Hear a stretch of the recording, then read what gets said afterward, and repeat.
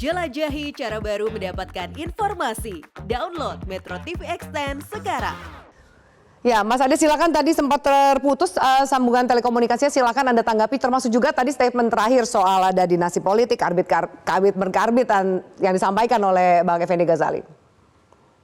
Ya, tapi saya mau jawab pertanyaan Anda dulu ya, bahwa Ya. apa tadi yang pertama kok jadi saya lupa, padahal saya mau jawab. Tapi gini, saya mau bilang gini, iya jelas ini karena beliau adalah seorang putra presiden, maka dia memang diperlakukan istimewa dong, ya.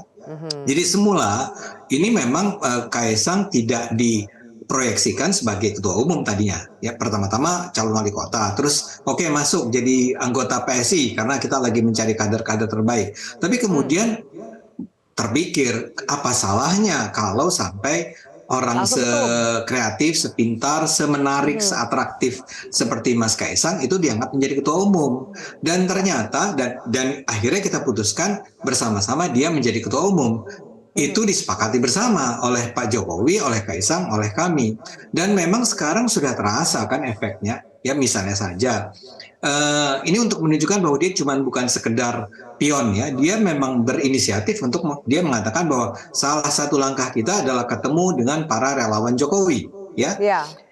Apakah itu setelah melalui konsultasi dengan Pak Jokowi, kita nggak tahu. Saya duga sih ada pasti konsultasi dengan Pak Jokowi. Tapi memang dia punya ide-ide menarik tentang bagaimana memajukan mengangkat suara PSI. Dan ternyata betul kan, dalam 2 hari pertamanya saja dia sudah mengunjungi begitu banyak organisasi, ya. Dan organisasi-organisasi tersebut sudah menyatakan bahwa mereka siap dukung PSI. Nah ini kan sebuah berkah yang luar biasa buat PSI. Buat PSI ini memang, jadi ini kayak sumbu ketemu tutup gitu ya. Pak Jokowi memang percaya sama PSI, dia percaya bahwa PSI itu akan membawa nilai-nilai, visi misi yang sama dengan apa yang dia perjuangkan. Kita ingat ya bahwa dia memang selalu concern dengan siapakah yang akan melanjutkan apa yang sudah dimulai oleh pemerintahan Jokowi.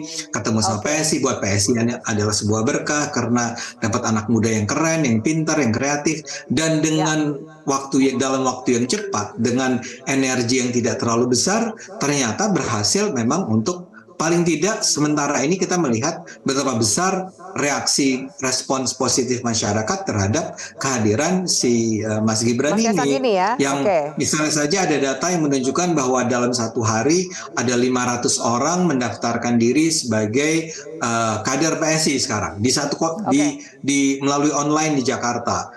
Belum lagi data-data yang lainnya. Jadi saya mau bilang bahwa kelihatannya saya tidak terlalu antusias dengan argumen politik dinasti, karena saya rasa tujuannya adalah bukan Pak Jokowi ingin punya partai yang dimana akan dipimpin oleh putranya, tapi yang pertama-tama menjadi concern dia adalah bagaimana caranya agar apa yang sudah dia perjuangkan, apa yang dia menjadi cita-cita dia tentang Indonesia yang lebih sejahtera, yang lebih adil dan seterusnya, itu bisa dilanjutkan oleh orang-orang yang dia percaya, dan dia melihat PSI bisa menjadi kendaraan yang pas untuk memperjuangkan itu.